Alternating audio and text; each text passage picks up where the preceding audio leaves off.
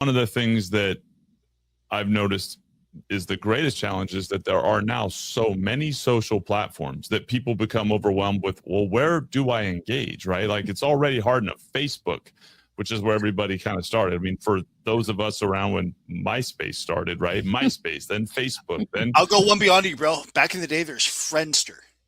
Friendster, right? Yeah. Remember the Friendster? Napster, right? When we were downloading music, right? But, oh, yeah, dude. The whole Lars Ulrich thing. Yeah. Exactly. So being active on them and trying to understand how to engage is one of the challenges we've seen. So one of the things that I've been a big advocate for and we've pushed here is like using our tool, Social Coach, is what we've created as a foundational piece. And we say, don't use it just for what it's advertised for, because there's so much more. We've installed it as a base for a much greater use. And getting it installed, getting it to, you can be now receiving posts done for you, LinkedIn, Facebook, Instagram, TikTok, Twitter, X. Great. But you've got Pinterest and Snapchat and Blue Sky and Rednote and all these others that, to think that people are going to really take a deep dive into all of those right away is unrealistic in mass. But if you can create tools, which we're using, that allow them to post and create a presence on all of those platforms without actually lifting a finger, you're creating momentum in those areas and fractional growth, SEO improvement, and buying time to eventually say, all right, at some point, we're going to invest the time for you to learn Blue Sky or Pinterest, and then how you can use that in your business. But you've already been posting there because we've helped map your post on Facebook getting all the way cascaded down. And why that's important is you're trying to be efficient. And we push a big part of social media, technology, AI. It's not replacing the human. It's just increasing the effectiveness of those that know how to use it in being human, right? And your challenge is to be present as a person as often as possible and in as many ways as you can.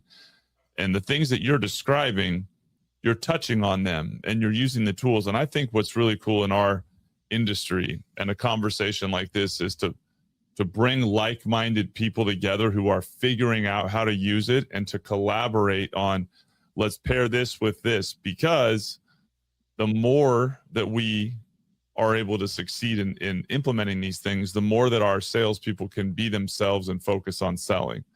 And I'll give the example, and I'd love to get your take, and then I want to give you an opportunity to ask a few questions. When we talk with our loan officers, I'll ask them this question. So how many times a year do you contact your past clients, your database? You've got your automated stuff in your CRM, and let's call a spade. For a lot of loan officers, it's the happy birthday and the the once a year Merry Christmas that they automatically get. You are really close with them, and they're your people. How many contacts with value would it take via AI implemented by a company before that customer would lose their loyalty to you? Would it be once a day with something valuable, once a week, once a month, 3 times a day? There's a tipping point where your customer who loves you to pieces will eventually transition over to another competitor whom AI driven is giving them value day in and day out at a rate you aren't meeting. And that no matter how much they love you, you've been passed. So your job is to deliver as much value as you can, knowing that the thing you have on them is the human connection, is the relationship. So you've got to engage to maintain your advantage, not assume it won't happen. And some loan officers still are of the belief that if I just talk to my clients a couple times a year, that's going to be enough. And really trying to help them understand that the AI evolution and what's there, value can be given at such an insane clip that falling behind isn't, like people would say, oh, you're going to fall behind. But what that actually means is so much exponentially greater than what we actually think falling behind is because of AI and the possibilities of it used effectively. So when you evaluate it for your customers, you touched on something I think that's really important: your audience, your clients, your partners, your financial advisors, and understanding how to change the tone. What are some of the things you've done to help train your AI to be more effective for you, like day in and day out, to be efficient and be you, to be Michael talking to your audience? I'm not answering that. I'm just kidding. I'd make you laugh. I gotta make you guys laugh a little bit because that's such a good question.